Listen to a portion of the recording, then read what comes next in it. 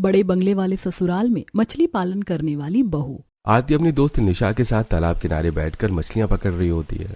ये देख आरती, मैंने कितनी मछली पकड़ी। इन मछुआरों के साथ रहकर हम भी मछली पालन करना सीख गए हैं। मैं तो कल इन मछलियों को पकड़ने के लिए दाने लेकर आऊंगी, फिर तू देखना बाल्टी भरकर मछलियां निकलेंगी। खैर आज के लिए इतना काफी है। घर पर सब परेशान हो रहे होंगे, शाम भी हो चुकी है, अब चलते हैं। आरती और निशा कुछ मछलियां पकड़कर अपने घर आते हैं और घर आते ही आरती अपनी माँ को मछलियां देते हुए कहती है, माँ ये बिल्कुल फ्रेश और ताज़ा मछली हैं जो मैंने खुद पकड़ी हैं। अब जल्दी से मेरे लिए मच्छी करी और चावल बना दो। आज मैं नहीं, तू बनाएगी मच्छी करी। अब खाना बनाना सीख ले, क्योंकि तेरे लिए जो बड़े बंगले से रिश्ता आया था उन लोगों ने रिश्ते के लिए हाँ कर दी है। बस कुछ दिनों में मेरी बेटी किसी के घर की बहू बन जाएगी। इतना बोलकर आशा इमोशनल हो जाती है और अपनी बेटी को गले से लगा लेती है, जिसके बाद आरती अपनी माँ के साथ खड़ी होकर मछली को धोना, काटना और बनाना सीखती है। माँ मछलियों को ना अगली बार से मैं बाहर से कटवा के लाऊंगी। तुमने जैसे बताया वैसे काटने की वजह से मेरे हाथ भी कट गए। 1 मिनट, मैं बाहर से भी कटवा कर क्यों लाऊंगी? मेरे तो ससुराल वाले लेकर आएंगे मेरे लिए बनी हुई मछली। मैं तो बस खाऊंगी। आखिर मैं अब बड़ी बंगले की बहुरानी जो बनने वाली हूँ। आशा जैसे आरती को मछली बनाना सिखाती, आरती वैसी ही मछली बनाती है। कुछ देर में आरती अपने कमरे में अपना खाना खा लेती है और अपनी दोस्त निशा को वीडियो कॉल करती है। देख, फिश करी और राइस मैंने बनाए हैं आज। तू कब से खाना बनाने लगी है? तुझे तो आता ही नहीं। माँ ने सिखाया है। और तुझे पता है मेरे लिए जो बड़े बंगले से रिश्ता आया था वो तय हो चुका है। 2-3 महीने बाद मेरी शादी हो जाएगी और माँ ने बोला है कि इन कुछ दिनों में मुझे सब कुछ बनाना सीखना है। तो मैं तो बहुत खुश हूँ। अब तो तू भी छोटे से गांव से बाहर निकलेगी। आज तो तू बहुत खुश होगी ना। अब तो तू बड़े बंगले की बहुरानी जो बनने वाली है। काफी देर तक निशा आरती फोन पर बात करते हैं। इसी तरह कुछ दिन बीत जाते हैं और बहुत जल्द आरती की शादी पवन नाम के लड़के से हो जाती है। और जब वो शादी करके अपने ससुराल आती है तो गाड़ी से उतरते ही अपना बड़ा सा बंगला देखकर हैरान हो जाती है। ये बंगला तो बिल्कुल वैसा है जैसे मैंने टीवी में देखा था। कितना बड़ा बंगला है। बंगले के बाहर भी गार्डन, पार्किंग एरिया सब कुछ है। जब ये बंगला बाहर से इतना सुंदर है तो अंदर से कितना ही सुंदर होगा। कुछ ही देर में निशा गृह प्रवेश करके अपने घर में आती है और आरती को देखकर उसकी जेठानी निहारिका मुंह बनाती है। पता नहीं इस गांव की गवार में क्या देखा इन लोगों ने। इतनी सुंदर भी नहीं जो देवर जी की शादी करवा दी, जबकि मैंने देवर जी के लिए एक से बढ़कर एक लड़की दिखाई थी। क्या हुआ भाभी, चारों तरफ क्या देख रही हो? अब आप भी इस बंगले की बहुरानी हैं और चिंता मत कीजिए, हम कल सुबह आपको हमारा पूरा बंगला भी घुमा देंगे। बहू, हमारे घर में तो काफी सारे नौकर हैं, इसीलिए तुझे परेशान होने की जरूरत नहीं है। मैं जानती हूँ इतना बड़ा बंगला देखकर तो तू घबरा गई होगी, पर घबराने वाली कोई बात नहीं है। अब जाकर आराम कर ले, कल तेरी पहली रसोई है। अब कुछ ही देर में सब अपने अपने कमरे में जाकर आराम करते हैं और अगली सुबह जब आरती रसोई में खाना बनाने जाती है तो कुछ नौकर उसकी मदद के लिए आते हैं। मालकिन, अगर आपको हमारी जरूरत हो तो हमें आवाज जरूर देना, हम रसोई के बाहर ही खड़े हैं। बहू, तुम इतनी जल्दी रसोई में भी आ गई। देख ले बड़ी बहू, तू कह रही थी ना कि मैंने क्यों तेरे देवर के लिए गांव की लड़की को चुना। गांव की लड़कियां कितनी रिस्पॉन्सिबल होती हैं, अपनी आंखों से देख। अब बहू तुम इतनी जल्दी आ ही गई हो तो अपनी मर्जी से जो चाहे वो बना लो। शांति अपनी बहू से थोड़ी सी बातें करके वहां से चली जाती है, जिसके बाद आरती अपने हिसाब से सभी के लिए पुलाव, छोले भटूरे, पराठा, पनीर जैसे पकवान बनाती है। और जब पूरा परिवार उसके हाथों का खाना खाते हैं तो काफी तारीफ करते हैं और साथ ही उसे उसकी पहली रसोई का नेक भी दिया जाता है। बहू, वाह क्या खाना बनाया है। बड़ी बहू, तुम्हें छोटी बहू से कुछ सीखना पड़ेगा। ये लो बहू, मेरी तरफ से तुम्हारी पहली रसोई का नेक। हाँ, अभी नई है तो पसंद ही आएगी, धीरे धीरे ये भी आंखों में खटकने लगेगी। आरती, तुम इतना अच्छा खाना बनाना जानती हो? तुमने कभी बताया नहीं, बस हमेशा मछली पालन की बात करती थी और तुम्हें जब भी फोन करता था तो मुझे तालाब के पास ही मिलती थी। फिर ये सब सीखने का समय कब मिला? भैया, लड़कियां हर चीज में टैलेंटेड होती हैं, वो कुछ भी सीखने के लिए समय निकाल ही लेती हैं। घर वालों से अपनी तारीफ सुनकर आरती को काफी अच्छा लगता है। इसी तरह 2 दिन बीत जाते हैं और अब उसे अपने तालाब, मछली और गांव की याद आने लगती है। यहाँ तो बस बिल्डिंग है, बड़े बड़े घर हैं, आसपास में एक भी तालाब या समंदर नहीं जहाँ मैं बैठकर टाइम बिता सकूं, मछली देख सकूं, उनसे बातें कर सकूं, उन्हें पकड़ सकूं। सब अपने काम पर चले जाते हैं, मैं घर में अकेली बोर हो जाती हूँ। क्या हुआ बहू, छत पर अकेली खड़ी होकर क्या देख रही हो? बड़ी उदास नजर आ रही हो। घर में सब ठीक तो है? किसी ने कुछ कहा तो नहीं? नहीं नहीं आंटी, यहाँ पर सब मुझे बहुत प्यार करते हैं और मुझे कोई कुछ क्यों ही बोलेगा। मैं तो बस बोर हो रही थी, इसीलिए सोचा छत पर आ जाऊं। अरे बेटा, बोर हो जाती हो तो कभी आ जाया करो नीचे, हम पड़ोसियों से बात कर लिया करो, थोड़ा घूम लिया करो। मैं तुम्हारी सास से कहूंगी कि तुम्हें कभी बाहर भी ले जाए। आरती के पड़ोसन छत से सारे कपड़े उतार कर वहां से चली जाती है, जिसके बाद आरती भी नीचे जाती है। देखते ही देखते 2 दिन बीत जाते हैं और इस बार जब काजल अपनी माँ के साथ टीवी देख रही होती है तो आरती चुपचाप उनके साथ बैठी होती है। माँ भाभी, मैंने आप सबसे कहा था ना कि एक बार ये शो देखो, ये कॉमेडी शो बहुत फेमस है। मेरे तो पेट में हंसते हंसते दर्द होने लगा है। सच में मेरे भी पेट में दर्द होने लगा। बहू तो क्या सोच रही, तो जैसी नहीं आ रही क्या? माँ जी, आपने कभी इसको हंसते हुए देखा है? मुझे तो लगता है ये दुखी आत्मा है। पता नहीं आप सबने इसमें क्या देखा है। बहू, थोड़ा सोच समझ कर बोला कर। क्या हुआ बहू, मुझे बता, तू क्या सोच रही है? नहीं माँ जी, मैं क्या सोचूंगी, अच्छा शो है, मैं भी बस देख रही हूँ। आरती चुपचाप बैठकर शो देखती है और कॉमेडी शो देखने के बाद भी उसके चेहरे पर हंसी नहीं आती। और इसी तरह कुछ दिन बीत जाते हैं और एक शाम शांति और विनोद बाहर टहलने के लिए जाते हैं, जहां उनके पड़ोसन उनसे कहती है, शांति बहन, तुम और विनोद भाई साहब तो कभी कभी टहलने के लिए चले जाते हो, बहू को भी कभी बाहर ले जाया करो। मैंने देखा है अक्सर तुम्हारी बहू उदास रहती है। देखा तो मैंने भी अपनी बहू को उदास ही है, पर क्या करूँ, कुछ बताती ही नहीं है। अरे अगर बहू कुछ नहीं बताती तो तुम्हारा फर्ज बनता है ना कि उसे कहीं बाहर ले जाओ, उसे पूछो। और तुम तो जानती हो अपनी बड़ी बहू का नेचर, कितनी घमंडी है वो, इसलिए पवन को बोले कि वो भी उसे कहीं बाहर ले जाए। विनोद और आशा के कहने पर शांति इस बारे में सोचती है तो वहीं दूसरे दिन घर में अकेली बोर होने की वजह से आरती को अपने मायके के दिन याद आते हैं। अभी तक दिन के 2 ही बज रहे हैं। अगर निशा के साथ तालाब के पास बैठी रहती तो सुबह से कब शाम हो जाती पता ही नहीं चलता। पुराने दिन भी क्या दिन थे। अगर हमें बताओ आप कैसे डालते हो जाल, हमें भी जाल डालना सीखना है। हमने सोच लिया है कि हम दोनों दोस्त भी मछली पालन का काम करेंगे और शादी के बाद मछलियों का व्यापार। बेटा, इतने दिनों से हमारे साथ हो, कभी मछलियों को दाना देती हो, कभी हमारे साथ मछलियों को अलग करने में हमारी मदद करती हो, और तुम मछली पालन की बात कर रही हो। अगर एक मछली समंदर से बाहर आ जाए तो तुम उन्हें वापस उठाकर समंदर में डाल देती हो। अरे सुरेश भाई, अगर बच्चे इतने ज्यादा जिद कर रहे हैं तो सिखा देते हैं ना।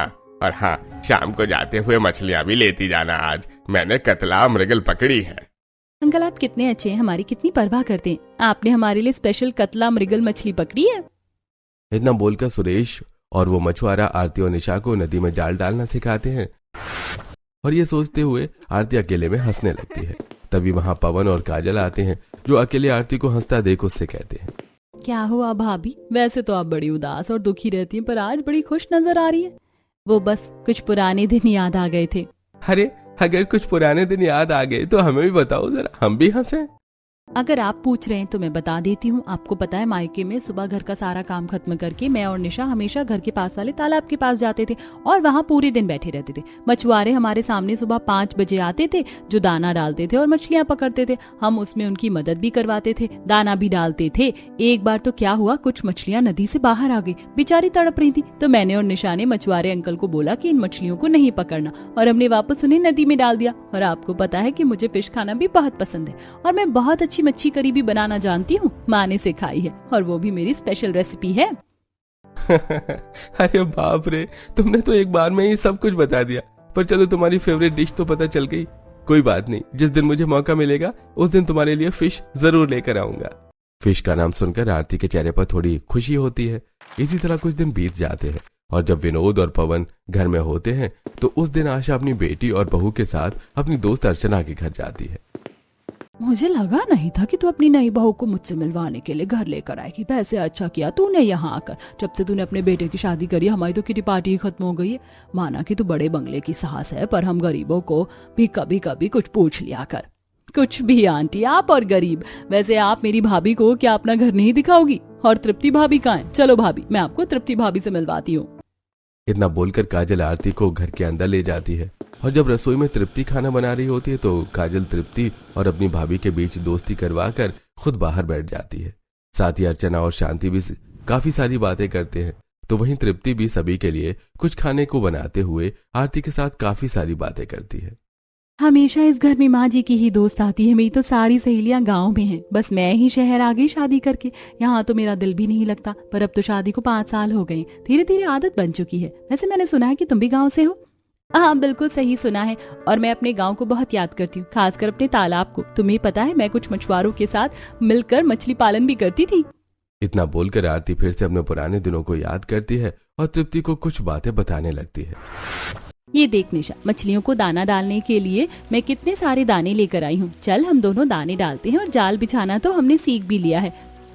फिर हम भी फंसाएंगे अपने जाल में कुछ मछलियाँ। क्या पता हमारी शादी ऐसे घर में हो जाए जहाँ मछलियों का व्यापार होता हो। अगर एक बार ऐसा हो गया तो हम लोग शादी के बाद भी काम करेंगे। इतना बोलकर निशा और आरती कुछ दाने समंदर के अंदर डालने लगते हैं और जाल बिछाते हैं। साथ ही वो मछुआरों को काफी मदद भी करवाती है। अपने मच्छी पालन की बात बताते हुए कब 2 घंटे बीत जाते हैं आरती को पता ही नहीं चलता। और जब अर्चना और शांति रसोई में आती हैं और दोनों बहू को ढेर सारी बातें करते हुए देख शांति अपनी बहू से कहती है, मैंने पहली बार अपनी बहू को इतना बात करते हुए देखा। चलो कहीं तो मेरी बहू का मन लगा। मन तो लगना ही था आंटी, हम दोनों गांव से जो हैं। बहू तू बहुत ही बातूनी इंसान है, तूने सारा टाइम बात करने में निकाल दिया। बहू को थोड़ा घर भी दिखा देती। चलो मैं ही तुम्हें घर दिखा देती हूँ। इतना बोलकर अर्चना आरती को अपना पूरा घर दिखाती है। तभी आरती की नजर घर में रखे एक बड़े से फिश टैंक पर जाती है, जिसे देखकर आरती काफी हैरान होती है और मछलियों के पास जाकर उनसे बातें करने लगती है। अरे तुम तो छोटे से कांच के डब्बे में हो। मैं जानती हूँ तुम्हारा बहुत मन होगा समुद्र में, तालाब में जाने का, पर मैं तुम्हें यहाँ से निकाल नहीं सकती। कम से कम इस छोटी सी जगह पर तुम जिंदा तो हो, क्योंकि ये तो ना तालाब है और ना ही नदी। अगर मुझे कहीं नदियाँ तालाब दिखती तो मैं पक्का तुम्हें यहाँ से आजाद कर देती। वैसे देखो तृप्ति और उसके ससुराल वालों ने तुम्हारा कितना ख्याल रखा है। तुम्हारे लिए इस कांच की टंकी में ही घर भी बना रखा है। सच में भाभी, आपको तो मछली से बहुत प्यार है। पर ये पालतू मछलियां हैं। जैसे हम जानवरों को पालते हैं वैसे ही शहरी लोग घरों में फिश टैंक रखते हैं। अगर आपको पसंद है तो हम भी मछली पालन शुरू कर देंगे। माँ क्यों ना जाते हुए हम लोग भी एक फिश टैंक ले ले। हाँ हाँ क्यों नहीं। शांति और उसका पूरा परिवार आरती से काफी ज्यादा प्यार करता था और उसकी खुशी के लिए छोटी छोटी चीजें करते हैं। अब घर आते हुए शांति अपनी बहू के लिए एक छोटा सा फिश टैंक ले लेती है और उसे अपनी बहू के कमरे में ही लगवा देती है। अरे वाह, तुम भी घर में फिश टैंक लेकर आ गई। पर तुम्हें तो ये झंझट लगता था ना। मैं इतने दिनों से इसलिए नहीं लेकर आ रही थी क्योंकि मेरी बस की नहीं है। हर हफ्ते मछलियों को खाली करना, फिश टैंक साफ करना, फिल्टर लगाना, मछलियों को दाने देना, मैं इनका इतना ख्याल नहीं रख सकती, पर बहू तो कर सकती। इसीलिए मैं ये फिश टैंक बहू के लिए लेकर आई हूँ। आरती तुम तो माँ की फेवरेट हो।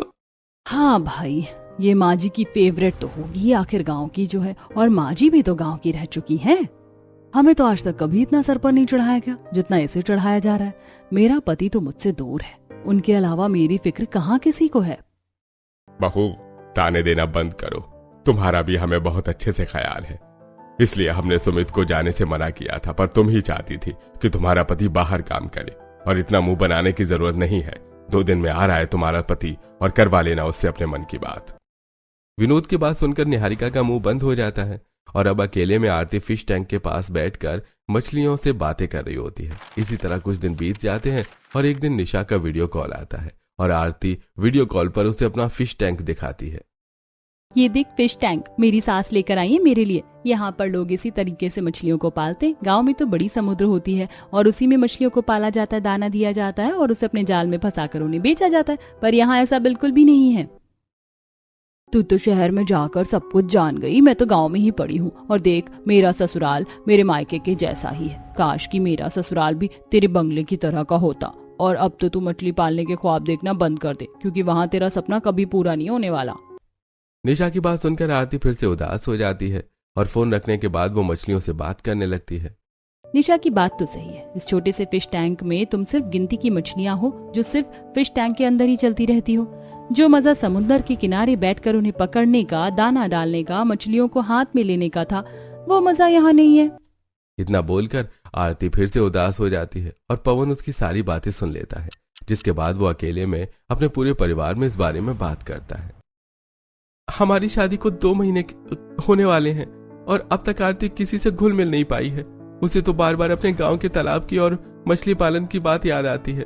इसलिए मैं सोच रहा हूँ कि उसे फिशिंग के लिए कहीं बाहर लेकर चला जाऊं हर वीकेंड पर। इस तरह उसका दिल भी लगा रहेगा। अब उस कल की आई लड़की को फिशिंग करवाने के लिए बाहर लेकर जाया जाएगा। यही बात जब मैंने की थी तो आप सबने मना कर दिया था। बहू, पवन अपनी बीवी को लेकर जा रहा है, पर सुमित यहाँ नहीं था। कल सुमित आ जाएगा तो तुम भी चली जाना। ये सिर्फ तुम्हारी सोच है कि हम तुम दोनों में भेदभाव करते हैं, जबकि ऐसा कुछ नहीं है। मेरे लिए दोनों बहू एक बराबर है। भाभी, आप भी हमारे साथ चल लेना। भैया, हम भी चलेंगे। इसी बहाने दोनों भाभी के बीच दोस्ती भी हो जाएगी। अब अगले दिन सुमित घर आ जाता है, जिसके बाद मुंह बनाकर निहारिका, काजल और आरती सुमित पवन के साथ फिशिंग करने के लिए बंगले से काफी दूर एक समंदर के पास आते हैं, जहां वे अपनी कुछ बाल्टी और फिशिंग रॉड लेकर फिश पकड़ने की कोशिश करते हैं। अरे, अगर मुझे पता होता कि फिशिंग करने में इतना मजा आता है तो मैं अपनी जवानी के इतने दिन नहीं गवाती। भैया, अब तो हम हर संडे यहाँ आएंगे। आरती, कैसा लग रहा है यहाँ आकर? अच्छा लग रहा है। बहुत दिनों बाद मछली पकड़ने को मिल रहा है। क्या हम शाम को नहीं चल सकते हैं? आरती, ये समंदर बहुत बड़ा है। 5 बजे के बाद यहाँ रुकना किसी को भी अलाउ नहीं है, इसलिए हमें जाना होगा। तुम्हारे लिए हम वैसे ही बहुत कुछ कर रहे हैं और मनमानी करने की जरूरत नहीं है। लगता है मेरे कांटे में कुछ फंसा है। इतना बोलकर आरती अपने कांटे को खींचती है और उसके कांटे में एक मछली देखकर सभी काफी खुश होते हैं। पर निहारिका बार बार कोशिश करती है। जब उसके कांटे में मछलियां नहीं आती तो वो गुस्से में कांटे को फेंक कर वहां पर बैठ जाती है और आरती उससे कहती है, दीदी, इतनी जल्दी हार मान जाओगी तो कैसे चलेगा? रुको, मैं आपको सिखाती हूँ। मछली में कांटे में मछली को कैसे फंसाया जाता है। सालों का एक्सपीरियंस है मुझे मछली पकड़ने का। अब आरती अपनी जेठानी को मछली पकड़ना सिखाती है और निहारिका के कांटे में भी एक मछली फंस जाती है। देखा, मैंने भी एक मछली पकड़ ली। मैंने भी कर दिखाया। पर तुम ये मत सोचना कि तुम्हारी वजह से मैं मछली पकड़ पाई हूँ और तुम्हारी मुझसे दोस्ती हो जाएगी। मैंने खुद पकड़ी है मछली। निहारिका की बात सुनकर आरती चुप हो जाती है और कुछ देर में पूरा परिवार फिशिंग करके घर आता है और घर के बाहर उसकी कुछ पड़ोसन उससे कहती हैं, क्या बात है बहू, आजकल तुम्हारा पूरा परिवार हर संडे कहाँ जाने लगा है? आंटी, मेरी भाभी को फिशिंग करने का बहुत शौक है। इसी बहाने हम सब भी फिशिंग करने के लिए चले जाते हैं। पर जो भी बोलो, फिशिंग करने का तो मजा ही कुछ और है। मैं तो कहती हूँ कि आप भी जाया करो अपने परिवार के साथ। इतना बोलकर पूरा परिवार घर में जाता है। इसी तरह देखते ही देखते एक हफ्ता बीत जाता है और इस बार आरती का फिशिंग करने का मन नहीं होता, पर वो अपने परिवार वालों के लिए फिशिंग के लिए तैयार हो जाती है। अरे वाह भाभी, आप तैयार हो गए, चलिए चलते हैं। इस तरह आज भी पूरा परिवार एक साथ फिशिंग करने के लिए जाता है। सभी लोग काफी एंजॉय कर रहे होते हैं, पर आरती को कुछ अच्छा नहीं लगता। अब तो तुम्हें किसी से कोई शिकायत नहीं होगी ना? और हाँ, अब तो तुम्हें अपने गांव की याद तो नहीं आती हो ना? वैसे वहाँ की मछली पालन में और यहाँ की मछली पालन में बहुत फर्क होता है। अपनी आंखों से देखो। हाँ, देख रही हूँ। पर जो भी कहो, मजा तो गाँव की मछली पालन में ही आता है। यहाँ मछली पालन नहीं, एंजॉयमेंट होती है। इतना बोलकर आरती कुछ मछलियां पकड़कर उन्हें बाल्टी में रख देती है और खुद साइड में जाकर बैठ जाती। पूरा परिवार मछली पकड़ने में व्यस्त होता है। जब निहारिका के कांटे में मछली नहीं फंसती तो वो आरती को देखती है, जो एक साइड में उदास बैठी थी। अब वो उसके पास आती है। तुम्हें क्या हो गया है? तुम यहाँ क्यों बैठ गई? तुम्हारे लिए आते हैं हम सब, और जैसे तुमने मुझे सिखाया वैसे अपने जेठ जी को भी सिखा दो फिशिंग करना। और मुझे एक बार फिर से बता दो, आज भी मेरे कांटे में मछली नहीं फंस रही। दीदी, कभी कभी फिशिंग करने आने का मजा ही अलग है, पर जब तक अपने हाथों से मछली को दाने ना डालो, उनका पानी चेंज ना करो, जाल में उन्हें पकड़ो ना, तो क्या ही मछली पालन। मुझे मछली पकड़नी नहीं है, मुझे मछली पालन करनी है। शायद इसी वजह से मैं आप लोगों के साथ घुल मिल नहीं पा रही और आपको मेरी यही आदतें पसंद नहीं। आखिरकार आरती अपने मन की बात अपनी जेठानी को बता ही देती है और जब इस बारे में सभी को पता चलता है तो पवन के दिमाग में एक आइडिया आता है और वो घर आकर सभी से कहता है, पापा, अब तो भैया भी घर आ गए हैं और मैं चाहता हूँ कि मैं अपनी बीवी को वो सारी खुशियां दूं जिसकी वो हकदार है। अगर वो मछली पालन इस बड़े से बंगले में करना चाहती है तो मैं उसे मछली पालन करवाऊंगा। बेटा, हम भी चाहते हैं कि बहू खुश रहे, हम लोगों के साथ घुल मिल कर रहे, पर मैं अपने बड़े से बंगले को तालाब तो नहीं बनाना चाहता। अब तो मुझे भी लगता है गाँव की लड़की को अपने घर की बहू बनाकर गलती कर दी मैंने। माँ, ऐसा क्यों बोलती हो? मेरे दिमाग में एक आइडिया है। क्यों ना हम अपना एक और नया कारोबार शुरू करें, मछली पालन का काम। आरती को आता है और उसे बहुत पसंद है मछली पालन। हमारे घर के पीछे ही थोड़ी सी जगह खाली है, वैसे भी हम उसका इस्तेमाल नहीं करते, तो क्यों ना हम वहीं पर मछली पालन का काम शुरू कर दें। इसी बहाने हमारा एक और बिजनेस शुरू होगा और इस घर की औरतें भी कुछ पैसे कमा लेंगी। वैसे आइडिया इतना बुरा भी नहीं है, इससे तो एक तीर से 2 निशान हो जाएंगे। सभी घरवाले अपने बड़े से बंगले में मछली पालन का काम शुरू करने का फैसला करते हैं और जब इस बारे में आरती को पता चलता है तो वो काफी खुश होती है। क्या आप लोग भी घर के बाहर मछली पालन की व्यवस्था करोगे? पर वो तो समुद्र या तालाब में होता है, और ना तो यहाँ समुद्र है और ना ही तालाब। ये सारी चीज कैसे हो पाएगी? आरती, मैंने पूरा सर्च कर लिया है। हम अपने घर के पीछे सीमेंट टैंक बनाएंगे और पानी की पूरी व्यवस्था करेंगे ताकि उस टैंक का पानी बदला जा सके। उसमें ज्यादा तादाद में हम मछली भी रख सकेंगे और उन्हें दाने भी दे सकेंगे। साथ ही हम 1 या 2 मछुआरे भी रख लेंगे जो बाजार में उन्हें बेचने के लिए जाएंगे, और मछली पालन की सारी जिम्मेदारी होगी तुम्हारी। और हम सीमेंट का टैंक इसलिए बनवा रहे हैं ताकि अगर आसपास के लोगों को कभी कोई दिक्कत हुई तो हम उसे बंद करके अगर हमारा काम चल गया तो ये बहुत अच्छी बात है। सभी को पवन का आइडिया बहुत पसंद आता है और कुछ ही दिनों में घर के पीछे वाले हिस्से में थोड़ी थोड़ी दूर पर खुदाई की जाती है, कुछ पानी की फिटिंग की जाती है और उसमें सीमेंट से एक टैंक बनाया जाता है। किनारे किनारे पत्थर लगाए जाते हैं, उसके बाद उसमें पानी भरा जाता है। पानी भरने के बाद बाजार से सुमित काफी सारी अलग अलग तरह की मछलियां लाता है और अलग अलग टैंक में डाल देता है। वैसे मैंने कभी सोचा नहीं था कि मुझे ये सारी चीज भी पसंद आएगी, पर ये काफी अच्छा लग रहा है। मैं भी आरती के साथ अपने खाली टाइम में यही किया करूंगी, फोन चला चला कर। अब मैं भी बोर हो जाती हूँ। हाँ दीदी, मैं आपको सिखाऊंगी मछली पालन कैसे किया जाता है। समुद्र ना सही पर अलग अलग टैंक तो है। अलग अलग फिश टैंक बनने के बाद आरती काफी खुश होती है और वो रात को सोने से पहले अपनी नंद और जेठानी के साथ घर के पीछे मछलियों के दाने लेकर जाती है और उन्हें अलग अलग टैंक में डाल देती है। मेरी प्यारी मछलियों, ये तुम लोगों का आज का खाना है। इसे आराम से खाना और सो जाना और जल्दी जल्दी बड़े होना। मेरे पति को व्यापार भी जो करना है। गुड नाइट प्यारी मछलियों, अब हम तुमसे कल आकर मिलेंगे। मछलियों को दाने देकर तीनों ही अपने घर में सोने के लिए चली जाती हैं और अगली सुबह घर के सारे काम खत्म करके खाली समय में फिर से बाहर जाती हैं और मछली को पानी में तैरता देख उन तीनों को काफी अच्छा लगता है। इसी तरह कुछ दिन बीत जाते हैं और एक दिन, ये तो हमने नकली सीमेंट के टैंक बनवाए हैं। ये तब इतना अच्छा लग रहा है, समुद्र में तो और अच्छा लगता होगा ना। अरे गांव की तो पूछो ही मत। मैं बताती हूँ, गांव में नदी और तालाब में मछली पालन करने का तो मजा ही कुछ और है। मैं और मेरी दोस्त पूरा समय नदी के पास ही रहते और मछुआरों के साथ रहकर ही हमने मछली पालन करना सीखा है। मैं तुम्हें एक बार की बात बताती हूँ, जब मैं और निशा ढलते सूरज के वक्त समंदर गए थे। इतना बोलकर आरती फिर से फ्लैशबैक में जाती है। सूरज डूबने का समय हो गया है और तू मुझे समुद्र लेकर जा रही है। जानती है ना मेरी माँ कितना गुस्सा करती है। तुझे सनसेट दिखाऊंगी, चल तो सही। अरे तुम दोनों कहाँ चले? सब अपने अपने घर को जा रहे हैं और तुम घर से बाहर? हाँ, हमें कुछ काम है। तू घर जाकर मेरी माँ को बता देना, मुझे आने में थोड़ा समय लग जाएगा। इतना कहकर आरती निशा के साथ समंदर के पास जाती है जहाँ सूरज डूबा रहा होता है। थोड़ा अंधेरा और थोड़ी रोशनी होती है, साथ ही कुछ छोटी छोटी मछलियां पानी से उछलकर बाहर निकलती हैं और फिर से पानी में डूब जाती हैं। ये नज़ारा देखकर आरती को बहुत अच्छा लगता है। वाह, सच में ये नज़ारा कितना अच्छा है। आसपास कोई नहीं, सिर्फ हम दोनों हैं और मछलियाँ कैसे तैर रही हैं, पानी के ऊपर से छलांग लगा रही हैं। मुझे पता था तुझे ये देखकर बहुत अच्छा लगेगा। कुछ दिनों में तेरी शादी हो जाएगी, फिर पता नहीं हम दोनों कब ऐसे साथ बैठेंगे। इतना बोलकर आरती उस नज़ारे को देखने लगती है और फ्लैशबैक से बाहर आती है और देखती है कि आज भी शाम होने का समय हो गया है। देखो सूरज डूब रहा है। अगर मैं गांव में होती तो तुम्हें भी वो नज़ारा जरूर दिखाती। मैंने सोच लिया, मैं कभी मायके गई तो आप दोनों को अपने साथ ले जाऊंगी और वहां जाकर दिखाऊंगी जहां मैं अपने दोस्त के साथ बैठकर मछली पालन करती थी, और उन मछुआरे अंकल से भी मिलवाऊंगी। जब आरती अपनी जेठानी और नंद से बात कर रही होती है तभी एक छोटी सी मछली टैंक से उछलकर बाहर आ जाती है, जिसे काजल जल्दी से उठाकर वापस टैंक में डाल देती है। भाभी, मुझे लग रहा है टैंक का पानी गंदा हो गया है। ऐसे तो हमारी सारी मछलियां मर जाएंगी। मैं भैया को कहूंगी तो वो आते ही सबसे पहले पानी का फिल्टर चालू करें ताकि पानी चेंज कर सके। और इधर देखो, इस टंकी की कितनी सारी मछलियां बड़ी हो गई हैं। मुझे लगता है कि अब इन्हें बेचने के लिए निकाल लेना चाहिए या तो फिर इन्हें बड़े टैंक में रखना चाहिए। कल 2 मछुआरे आ रहे हैं, एक छोटी सी जाल होती है, मैं उससे इन बड़ी मछलियों को पकड़ लूंगी। इतना बोलकर वो तीनों अंदर चली जाती हैं और अगले दिन आरती छोटी सी फिश जाल लाकर सीमेंट के टैंक से बड़ी बड़ी मछलियों को निकालकर एक बाल्टी में रख देती है और उसमें थोड़ा पानी भर देती है। अब ये सिलसिला इसी तरह शुरू हो जाता है। तीनों देवरानी जेठानी नंद खाली समय में मछलियों के पास जाकर बैठ जाती और उनकी देखरेख करती, साथ ही समय समय पर उन्हें दाना देती और उनकी पानी भी चेंज करती, और जिस दिन मछुआरे आते सारी बड़ी मछलियां निकाल कर उन्हें बेच दिया करती।